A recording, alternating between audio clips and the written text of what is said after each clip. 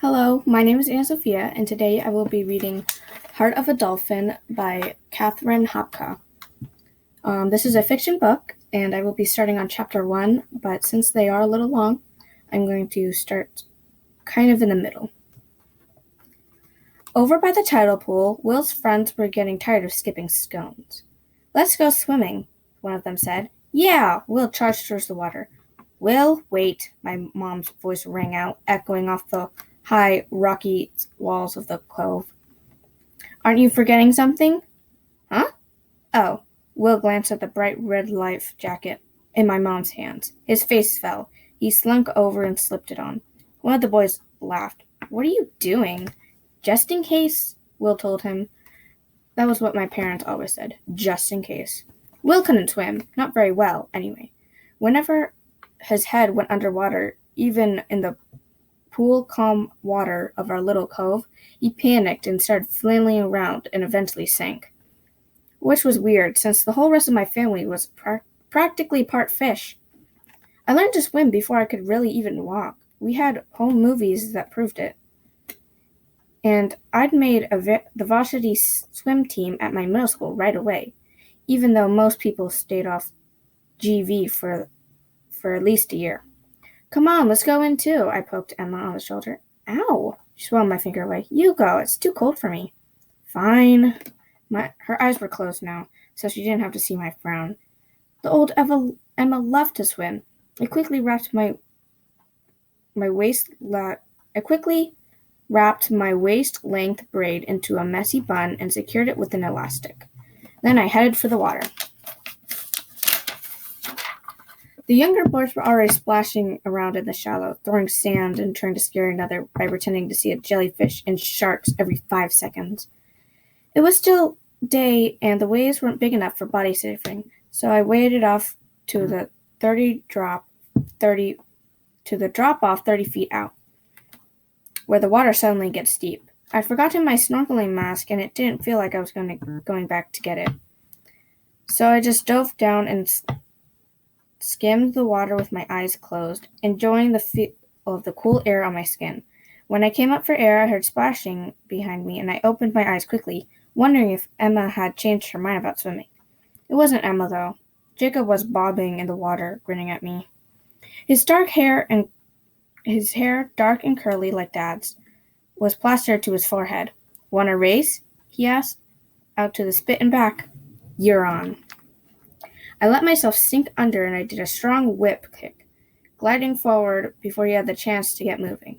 When I surfaced, I went into a straight front call, my arms windmilling steadily as I was in the finals at the swim meet.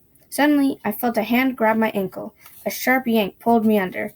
I came up sputtering. "Cheater!" I yelled, and as my brother swam past me with a laugh. He was about to lunge forward and dunk in, but he paused and shaded his face to stare at something. "What's that?" he said. I followed his gaze and saw movement on the rocky spit at the edge of the cover. For a second, I panicked, thinking Will must have walked out there again.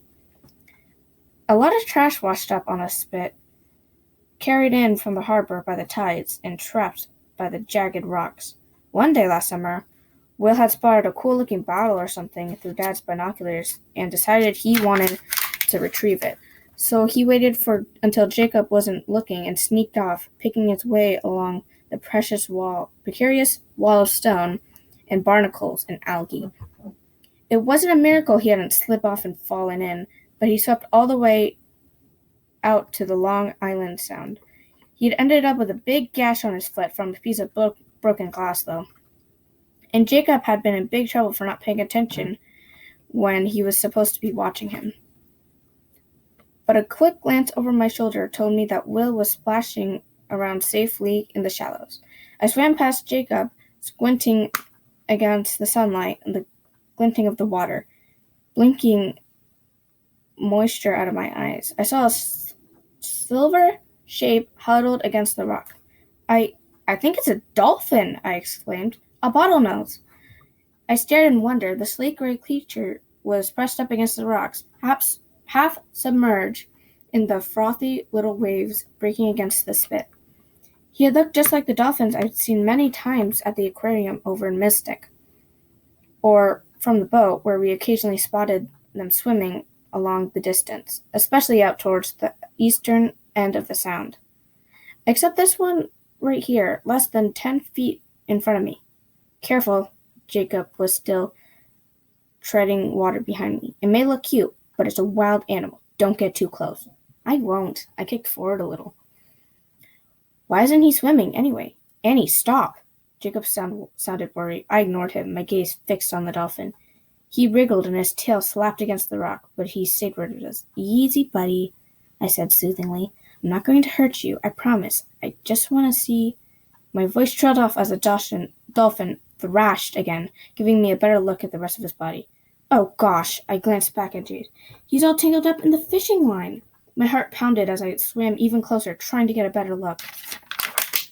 A tangle of what had looked like a heavy-duty braided line was wrapped around the dolphin's midsection and part of his tail, pretty much lashing him to the rocks behind him. The dolphin stopped struggling for a moment and stared at me with dark eyes. They were wise, gentle, and curious. There was a half-healed wound zigzagging across his face, starting in the front of one eye and ending just short of the blowhole atop of his head. Easy, easy, I muttered, using an egg beater kicks to steady myself as the current carried me towards the dolphin. I'm your friend, okay? The dolphin let out a funny little chirping sound, but I stayed still as I tentatively reached toward him. I was vaguely aware of Jacob calling out to me again, but I could barely hear him. I couldn't take my eyes off the dolphin. I'd never seen one up close like this, not without a thick pane glass between us anyways. The dolphin seemed bigger than I would have expected, and maybe a little wilder too. Somehow, though, I didn't really feel afraid, just weirdly shy. Holding my breath, I leaned down forward and touched the dolphin's side. His skin felt rather rubbery and smooth. I stroked it gently, and the dolphin chirped again, his gaze never leaving my face.